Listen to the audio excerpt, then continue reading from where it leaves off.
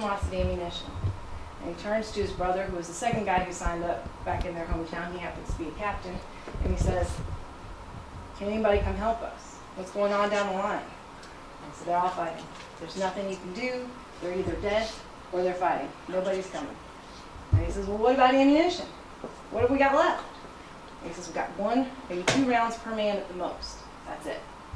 And Joshua Lawrence Chamberlain says, well, take the ammunition off the dead guys. You know, take the ammunition. And he said, we did that the last time. That's it.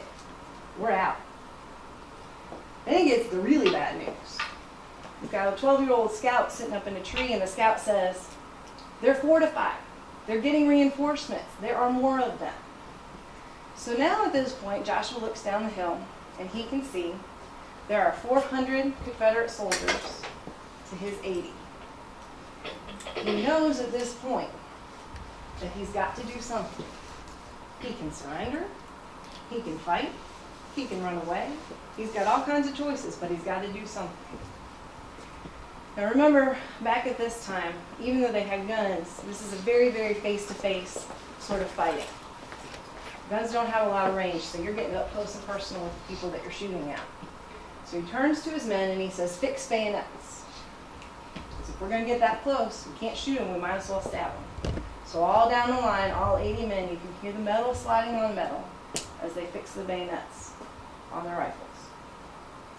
And Joshua says, execute a great right wheel. And if you're like me, you have no idea what that means. But what that is an all-out charge. They're going to charge the enemy. Those 80 guys with no ammunition are going to run straight at the enemy and charge them. And with one word, one move, Joshua Lawrence Chamberlain changed the entire course of history. Not just American history, but world history. Because he jumped right up on that hill, put his sword in the air, and yelled, charge! And all his men down the line yelled, charge! And they went running down the hill. And the men from the Confederate Army who were marching up turned and they looked at themselves and they thought, this is not the army we've been fighting. These are not the same men. These have to be reinforcements because we beat them. They were done. There's no way. So 400 men charging up that hill with fully loaded rifles turned around and ran away. Some of them dropping fully loaded weapons for the Union Army to pick up. Within 5 minutes, those 80 men had captured the 400 enemy soldiers without a single shot being fired. Joshua Chamberlain had his sword up against the neck of the Confederate colonel, said, you, sir, are my prisoner? And he said, yes, sir, I am. Turned around, handed him a fully loaded gun.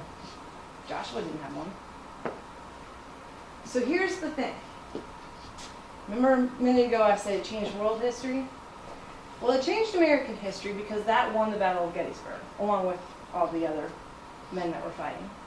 And historians tell us that if the South had won the Battle of Gettysburg, that within a few months the North would have fallen and we would have lost the Civil War. So you might think, like me, because I'm not a huge history person, okay, that means we'd have North and the South. But in reality, what we would have is about 9 to 13 different countries, because if you think about it, out west, those were all territories. They weren't states yet. So they would have all sort of separated and become different countries. Texas would have been its own country. They still want to be, I think. But you would have that. So what that means is that our country would look very, very different 150 years later. But what it also means is that the world will look very, very different 150 years later. Because about 80 years or so after Joshua Lawrence Chamberlain won the Battle of Gettysburg, a man named Hitler started marching across Europe, conquering those countries. A man named Hirohito started fighting in the Pacific and conquering those countries. If the United States did not exist the way that it does today, there would not have been a country that was big enough, strong enough, populous enough to fight a war on 2 different fronts at the same time. They would have won World War II. So the world would be extremely different, all based on one thing that one man did, one word that he said, one order that he gave 150 years ago. And so when I read that, I started thinking, you know, that's a really good thing to think about, that impact that you have. I mean, he had no idea how much longer his impact would go, that that one battle would make that much difference in the entire world. We don't know how much impact we have. Then I started thinking, well, you know, I'm never going to be in a war. I mean, nobody's crazy enough to put me in, you know, anywhere near a gun or fighting or any of that stuff. So I don't know about all of that. I don't really know that makes that big of a difference. So I started thinking about this, and whatever, as I was reading, found a little bit more information. There's a theory you might have heard called the butterfly effect. Is that familiar to anybody? Mm-hmm. Okay. Anybody know what it is? Just heard it? Yeah. Okay. It's a mainstay of science fiction, and it's actually based on a real theory. There was a man named Edward Lorenz in 60-something, 63, I think. He presented this paper to the New York Academy of Science, and he had this great theory. It's called the butterfly effect. He was so excited. And his theory was that a butterfly flaps its wings, and that moves air molecules. And those air molecules will start moving more air molecules and more air molecules. And so if a butterfly is flapping its wings in North Carolina and moves enough air molecules, it'll start a hurricane on the other side of the world. Well, he sort of got laughed out of that conference because, I mean, let's face it, butterflies will not start hurricanes. Otherwise, every time somebody walked around, we'd be having horrible storms and all kinds of stuff. But it was a very, very fascinating theory. And so people turned it into all kinds of science fiction stories and a really, really horrible movie by, starring Ashton Kutcher. Mm-hmm. Yeah, that was an awful movie. But the idea is that everything you do has an impact and an effect. And it was a fascinating theory to scientists. And about 30 or so years later, Edward Lorenz actually got the last laugh because there was a group of scientists from universities across the country, and they studied this theory, and they came up with this kind of this proof that it actually is a real viable theory. Now, maybe not the idea that butterflies start hurricanes, and we all know that isn't correct, but the basic principle of impact and ripples and what that does is actually a law, meaning it has the same level of status in the science community as the law of gravity. And I'm sorry, I have tried really hard to memorize this, but I can't. It's the law of sensitive dependence upon initial conditions. I said that 5 times fast. But what it means is that everything you do matters. Everything that happens matters. So just like an earthquake in the middle of the ocean causes a tsunami on the other side, everything that we do has an impact. Everything that we don't do has an impact. So even inaction can have an effect on not just the people around us, not just ourselves, but the campus and the state and the country and the world in the future. And it's one of those things that I was sitting there thinking about, yeah, maybe, I don't know, I'm an educator, so I've worked with students, and so maybe there's some far-reaching, but is that true of everybody? Does that really matter? Does that really exist? Is it really true that every single person matters? Do we all have that impact? And it is. Back in 2004, Peter Jennings was still alive. He was doing the ABC Nightly News. And once a week they would do this feature. It was called Person of the Week. And they did this feature. They would read this list of accomplishments that this person had done, not necessarily that week, but just sort of, getting the American people to know more about other people in the country. And so one night in April, Peter Jennings is reading this list, and he says, and this person has saved 2 billion lives, and it is Norman Borlaug. And millions of people across America went, who? Had no idea. Norman Borlaug is a man who grew up in the Midwest, Iowa, Kansas, Nebraska, somewhere out there. He grew up on a corn farm. And he grew up thinking that there's got to be a way to make sure that other people have access to food. Because if you know anything about farming, it's not an easy life. But he knew as a young child that there were plenty of people, even though they were working hard and able to grow corn, there were lots of people who couldn't. So Norman Borlaug worked in a little facility out in the desert of Mexico developing hybrid forms of corn and wheat. These are things that can be grown in arid climates, so climates without a lot of rain, no water. So for the first time in human history, people are growing corn and wheat in Siberia, and in Africa, and in Mexico, and in the South America, or in the American Southwest, places that it had never grown before, and 2 billion people are alive. Problem is that Peter actually got that wrong. It wasn't really Norman Borlaug who saved those 2 billion people. It was actually a guy by the name of Henry Wallace. Henry Wallace was one of the 3 vice presidents under President Roosevelt. He was the second one. He got kicked out when they ran again. Truman became the vice president and consequently the president.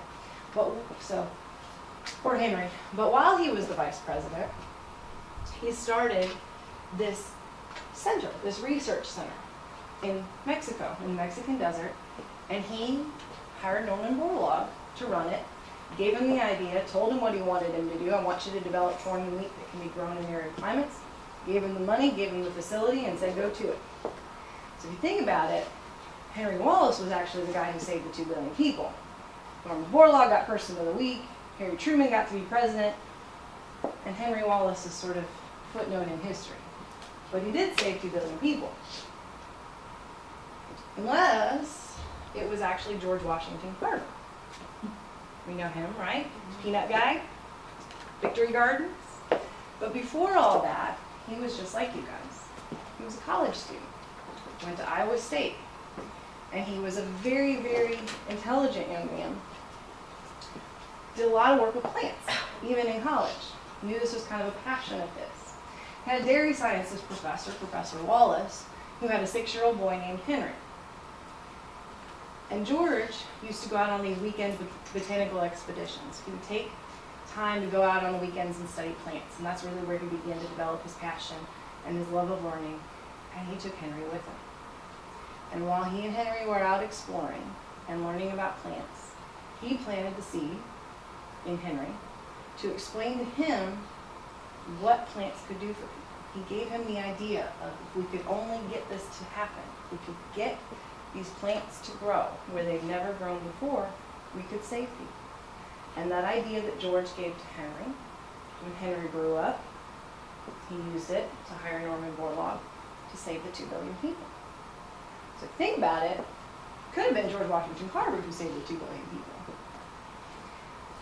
And we can go on, we can talk about Moses Carver who saved George and whoever helped Moses out, and you see how you can keep going back into this story? Mm-hmm. And we don't know how far back we would have to go to figure out who really saved those 2 billion people. And so if you think about it, this is where it got me. George Washington Carver was a college student. There is no doubt that he did amazing things.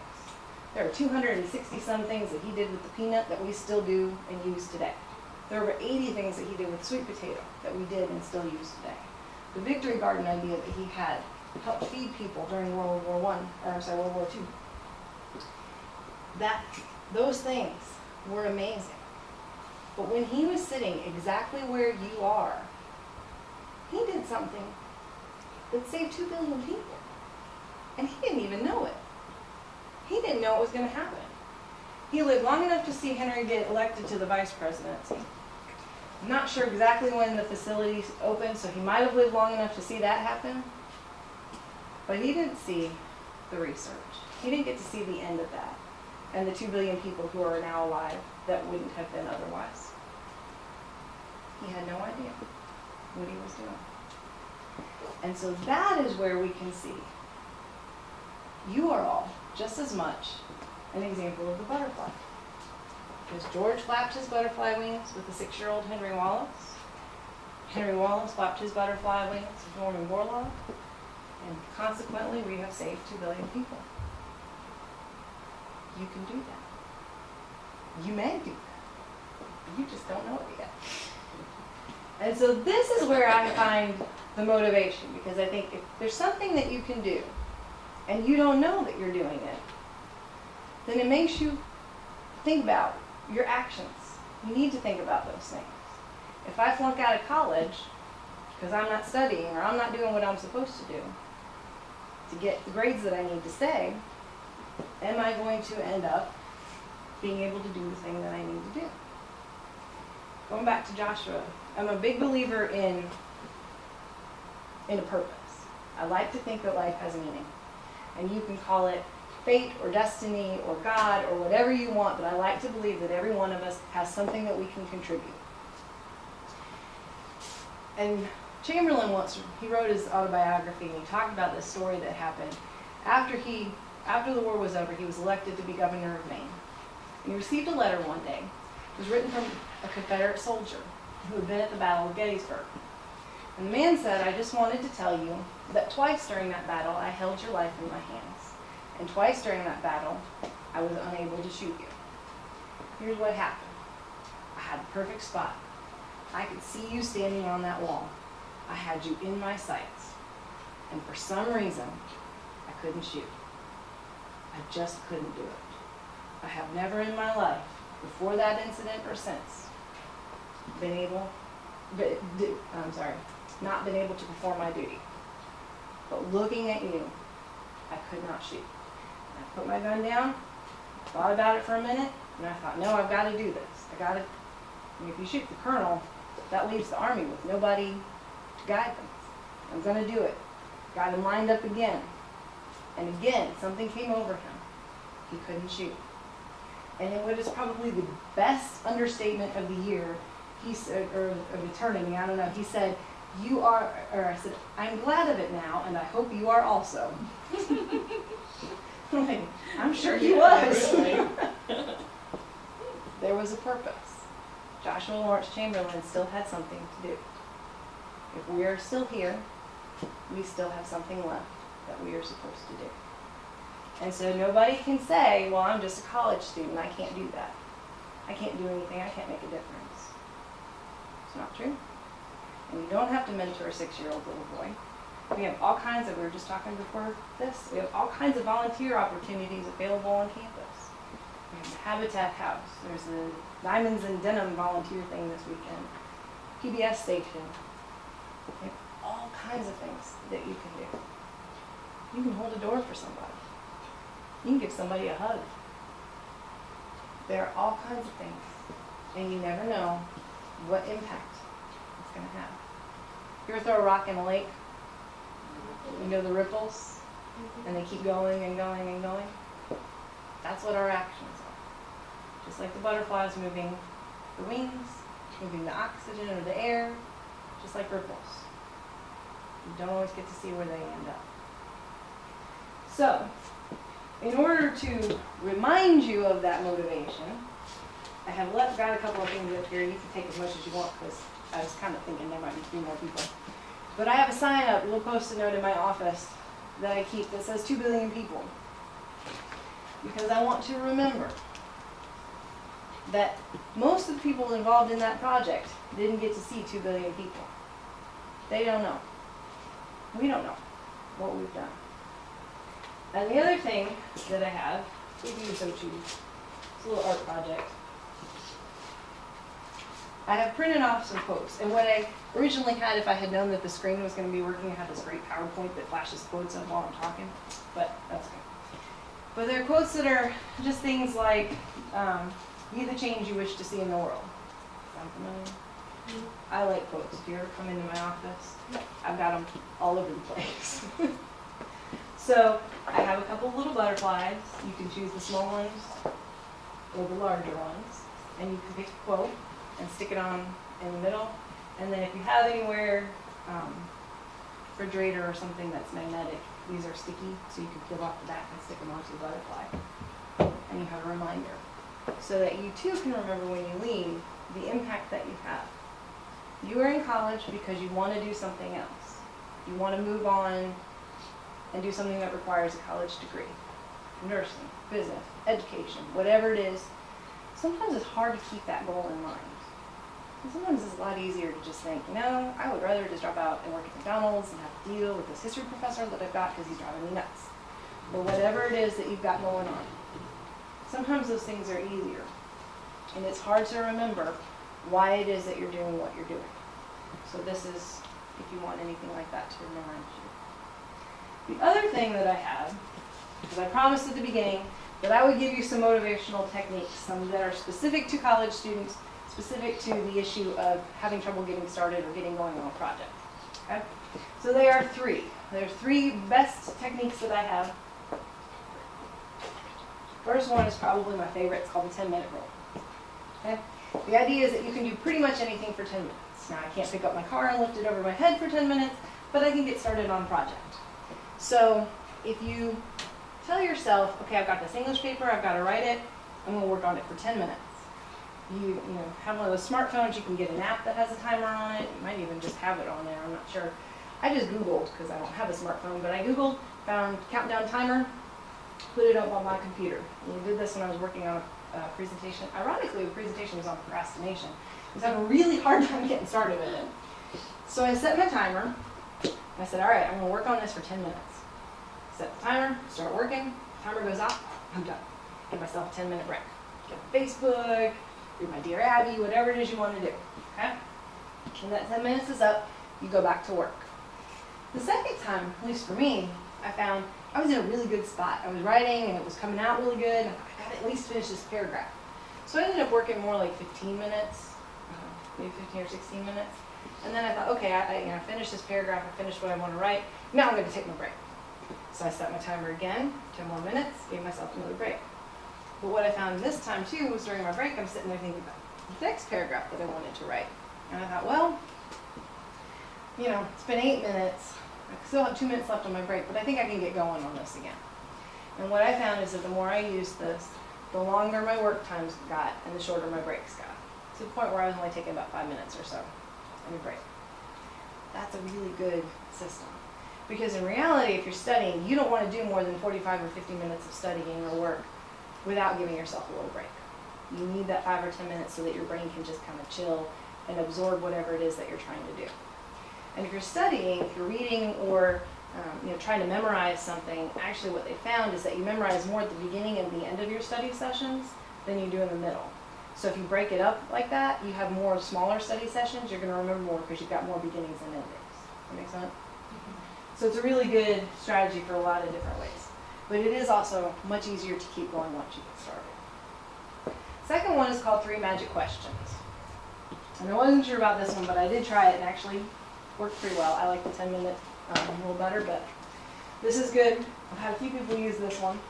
What you do is if you find yourself procrastinating or not doing something that you're supposed to, you're not motivated, you don't want to do it, you grab a piece of paper, grab your computer, whatever it is, and you write down the answers to these 3 questions. First one is, where am I? Second one is, what do I want to do?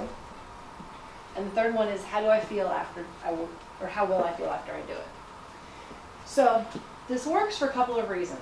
One, because it gives you permission to procrastinate without the guilt. Because you're not sitting there, playing on Facebook or talking to your friends or texting or whatever it is you're doing with that nagging little voice in the background that says you're supposed to be writing your history paper that won't leave you alone. Because you're giving yourself permission. You're accomplishing something. Okay? Second thing is a visualization thing. When you're writing this answer down or typing it, whatever you decide to do, you're going to start thinking about those answers. You're going to visualize yourself doing the activity that you have to do, and you visualize yourself finishing it. And sometimes what we tend to do is we think about the negatives. I hate writing, I hate reading my textbooks, they're so boring. I mean, let's face it, they are. But we kind of negatively talk to ourselves about them. This gives you a positive thing. I'm going to feel really good when I get this done. I'm going to feel relieved. I'm going to feel happy. Whatever it is that you're feeling. And it gives you something positive to think about. Okay? That make sense? All right. Any questions? Got a nice quiet group. All right. So the last one then is called the ultimate goal versus immediate desire. We talked about before, you're in college for a reason. You probably have some sort of goal. Generally it's career. Or maybe it's just I want to make more money because I know college degree gives me more money. Whatever it is, there's a purpose for being here. The problem is, that's an ultimate goal. That's far away. That's 2 or 3 or 4 years down the road. It's a long time. The immediate things are a lot more fun sometimes. Going out.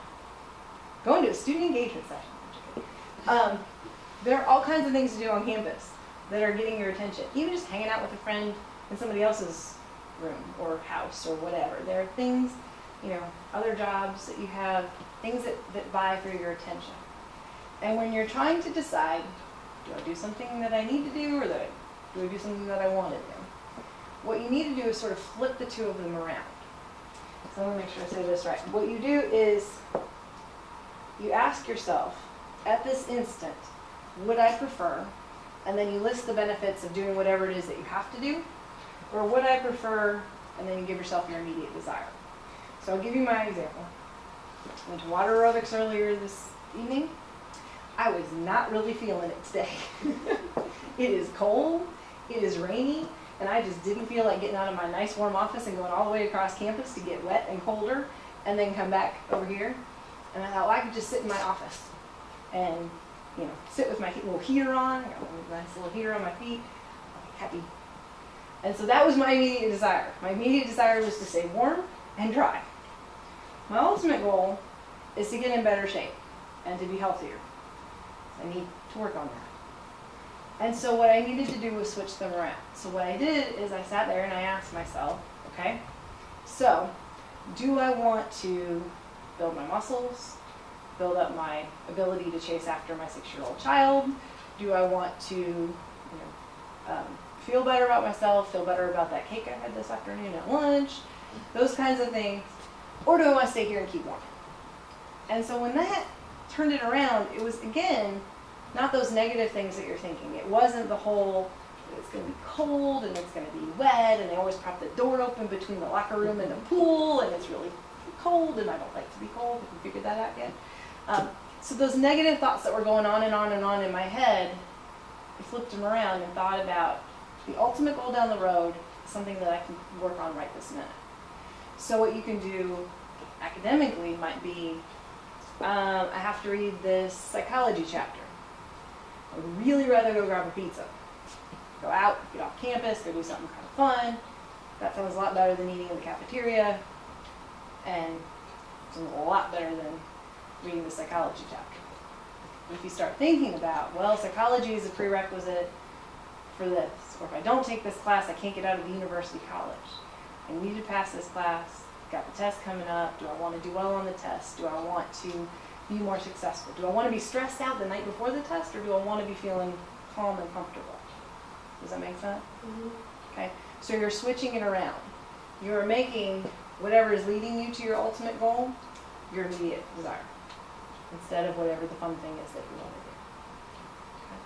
So those are the 3 most powerful techniques that I know of as far as motivation. If you have others, they might have anything else that they use. Maybe let's talk because the cameras aren't here. There are a lot of things you can do, but the 10-minute rule is based on kind of a reward system. So, you know, as long as if 10 minutes off isn't a good reward, you know, figure out what is for you and do that. I was just feeling how I feel after I've done it. There you go. It's like, yes, finished it early, or, Yeah. So just knowing that that's a good feeling. yeah. Good. And sometimes just picturing that, like, okay, but I'll get it done early and then I'll be happy and, Right. yeah. Anybody else? Okay. Well, if you need other ideas, feel free to take a card or contact me. I'm in the Alexander Dunn building on the 2nd floor. You can come up and see me sometime. Or just Google if you have time to spend searching 208 million sites on motivation. The stories that I got from earlier were actually all out of a book called The Butterfly Effect by Andy Andrews. You can actually YouTube video him talking about it. He does a much better job than I do. I don't know if anybody's ever heard of him. I love Andy Andrews. We're a really, really good book called The Noticer that's on the same sort of thing, but nice short books. He writes very short books, which are always good because you can read them kind of quickly. But that's all I have. Anybody have any questions? Anything? Okay. Thank you very much. Please help yourselves to whatever is up here. And have a good evening.